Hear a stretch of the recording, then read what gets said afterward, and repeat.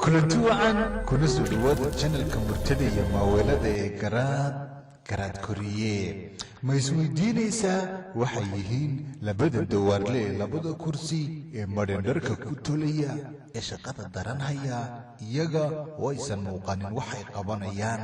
haddii aad doonayso xigmadda sheekada tan ka dambaysa ku soo dhowow garaad koriye aanse ku bilaabo ee waxaa la yidhi beri hore waa beri hore waxaa jiray boqor jeclaa quruxda xaragada hantida iyo maalka ilaahay siiyo oo dhanna waxauu ku bixin jiray dhar. maalintii oo dhan waxauu noloshiisa hor taagnaan jiray muraayadda. wakhtiga ugu badanna waxa uu ku qaadan jiray si uu u kala bedelo dharka quruxda badan leh ee uu dhaqaalaha badan ka soo bixiyey ee uu ku xaragoodo. dhaqaalihiisoo dhanna xataa inta u hadhay iyo inta uu heli doonaba diyaar waxa uu lahaa inuu geliyo dhar. sheekada berigii dambe waxaa maqlay laba tug oo laba xariif ahaa, waxaana soo dejiyeen khidad iyo khiyaamo ay doonayeen inay boqorka iyo boqortooyadaba ku xadaan. maalin maalmaha ka mid a ayay qasriga boqortooyada u soo safreen, waxayna boqorka ku yidhaahdeen waxaanu haynaa dhar cajiiba oo aan doonida haro loogu arag. waxuu ka kooban yahay macdano, xariir iyo dahab kala duwan. dharkani mucjisada kale uu leeyahay waxaa ka mida waxaa arki karo oo keliya dadka caqliga sare u saaxiibka ah, dadka garashadoodu sarrayso ee garaadka iyo indhergaradka ah. qofka doqonka ahi weligii ma arki karo. oo boqorkuna wuxuu yidhi waaba dharkan doonayey. haddii dharkan aan helo waxaan si dhib yar u ogaan karaa wasiirada ku habboon inaan shaqada siiyo iyo kuwa doqmahay tahay inaan xilalka ka eriyo ee aan u qalmin qasriga boqortooyada iyo boqortooyadaba. labadii tug boqorka waxay ka dalbadeen dahab, dayman, macdan iyo xariir kala duwan oo dharka ay u ballanqaadeen ay uga tolaan. boqorkuna waxa uu siiyey wixii ay doonayeen oo dhan. lacag badan ayuu sidoo kale u dhiibay. labada tugna hawshooda ayay hara ka bilaabeen. qol bannaan ayay waxay soo dhigteen laba kursi oo bannaan, waxayna qabteen shaqo aan la arki karaynin. balse marba marka ka dambaysa waxay dalbanayeen xariir dheeraada, dahab iyo macdan. wax kastoo loo keenana shandadooda gaarka ayay ku ridanayeen, wayna shaqaynayeen iyada oo aysan jirin waxay ka shaqaynayeen. muddo ayay sidaas sii wadeen. maalintii dambena boqorka ayaa go'aansaday inuu soo eego bal halka dharkii loo tolaya uu marayo. balse waxauu is yidhi haddii aad arki weydo ishaadu qaban weydo bil waa loogu ogaadaa inaad doqon tahay, kadibna aad fashilantaa oo qasriga boqortooyada aad sidaa ku weydaa. wuxuu iska horraysiiyey uu dhagartan ku tijaabinayay mid ka mida wasiiradiisa uu ku yidhi bal soo eeg. markii wasiirka uga soo gelay labadii dawaarle oo laba kursi oo bannaan fadhiya ayuu argagaxay. waxba indhihiisu way qaban waayeen, iyona waxay ku yidhaahdeen bal daawo xariirtan, midabkeeda, quruxda, dahabka iyo macdanaha kala duwan ee aan ku tollay. balse waxaasoo dhani uma muuqdaan wasiirkan. indhaha ayuu mar kale kor iyo hoosba u xoqday, haddana wuu eegay, balse waxau xasuustay haddii uu yidhaahdo ma arag inuu shaqadiisa waayayo oo loo aqoonsanayo inuu yahay doqon. markii dambena wuxuusan arkayn ayuu yidhi waan arkaa. wuxuu yidhi anigu haddaanan arkayn kulleyba boqorka ayaa arkaya. waxay mar kale ka dalbadeen dahab, xariir iyo macdan dheeraada.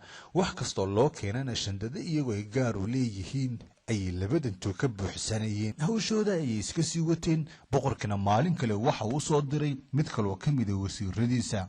isla sida wasiirkii hore oo kale markuu kadinka ka soo galay waxba wuu arki waayey. indhihiisu waxba way qaban waayeen, wuu naxay. labada tugna sidii wasiirkii hore oo kale ayay ku yidhaahdeen ma aragtan dahabka, xariirta iyo dhaymantaanu ku tollay. dhan walba wuu eegay, isaga waxba uma muuqdaan. waxaase markiiba maskaxdiisa ku soo dhacday waxaad adigu tahay doqon. balse boqorka fariidka wuu arkayaa. haddii aad tidhaahdo waxba ma arag, boqorku shaqada ayuu kaa eryi doonaa. kadibna madaxa ayuu u raxay. isla boqorka ayuu u sharaxay wixay labada tuug ku yidhaahdeen, balse isaga aysan ishiisu qaban. warkana dadweynahoo dhan ayaa ogaaday. dhammaantoodna waxay maqleen in boqorka loo tolaya dhar ay arki karaan oo keliya dadka caqliga u saaxiibkii.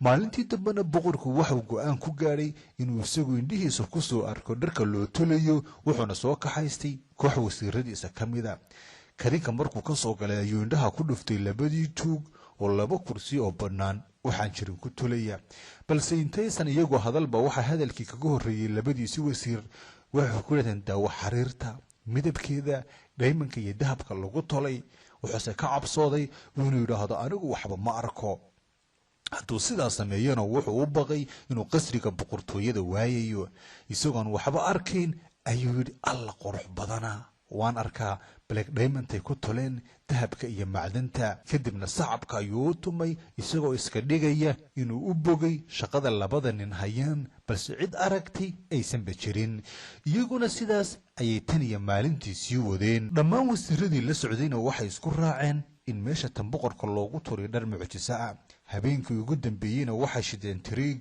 iyo leydh badan labada tug si daaqada looga daalacdo shaqada ay qabanayaan waxay iska dhigayeen kuwa shaqaynayo howlo badan haya waxay tulayeen waxaan jirin dhan walba tiriig ayay sudheen waxay cabirayeen oo jarjarayeen dhar waxay irbada ku tulayeen waxaan muuqan markii subaxii waagu baryey ayuu boqorku ku soo kallahay si uu dharka cusub u gashado dadkana u tuso balse markuu isa soo taagay mar kale waxba indhihiisu way qaban waayeen waxay ku dhahdeen quruxda diamondka iyo macdantaad ku tollay waxa kaba daran fudaydkiisa marka aad gashato waxaad moodaysaa sida inaad dharba xidhnayn boqorkuna dharkiisa hore ayuu iska bixiyey kadibna labadii tuug ayaa dusha ka saaray waxaan jirin muraayad ayaa loo keenay isagoo qaawan ayuu is arkayaa balse ma odhan karo waan qaawanahay wasiiradiisii ayaaba hadalka ugu horreeyey oo ku yidhi qurux badana xariirta diamondka iyo macdanta lagugu tolay ma malayn karaysid midabka ayaase wax walba ka daran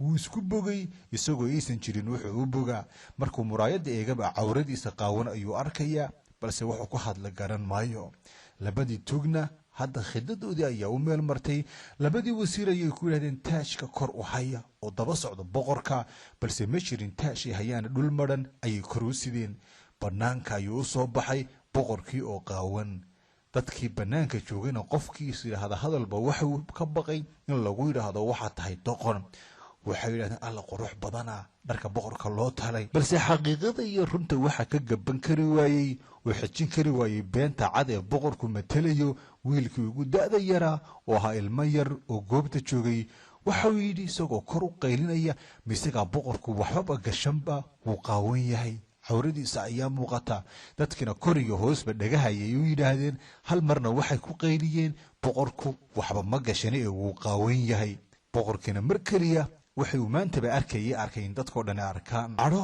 ayaa dhabanadu casaadeen wuxuu ku hadlaayuu garan waayey labada wasiiree arka boqorka qaawanay daba socdaan iyaga laftigoodu cadho iyo ciil ayay xanaaqeen balse boqorku wuxuu haddana isaga sii adkaystay inuu isagoo qaawan hare isaga sii socdo iskana dhigayo mid xidhan dhar aysan dadka kala arkayn labadii tugna markay dahabka diamondka iyo xariirtii loo keenay qaateen mar hore ayayba baxsadeen boqorkii garaadka la'aana isagoo qaawan ayuu dadkiisa dhex wareegay sheekada tan waxaanu ka baran karnaa sida aad dadkaaga ugu dhex ceegoobi karto markii aad tahay qof aan caqliga iyo garaadkiisa adeeg sidaasna waxaa ku ceegoobay boqorkii xaragada jeclaa dadkiisuna jeclaayeen balse boqortooyada iyo dadka ku noolayba hadda waxay baadigoob ugu jiraan inay ogaadaan qofka uu yahay doqonka dhabtii ma labadii wasiir ee bilowgii hore boqorka beenta u sheegayba iyagoo ka baqaya inay kursigooda waayaan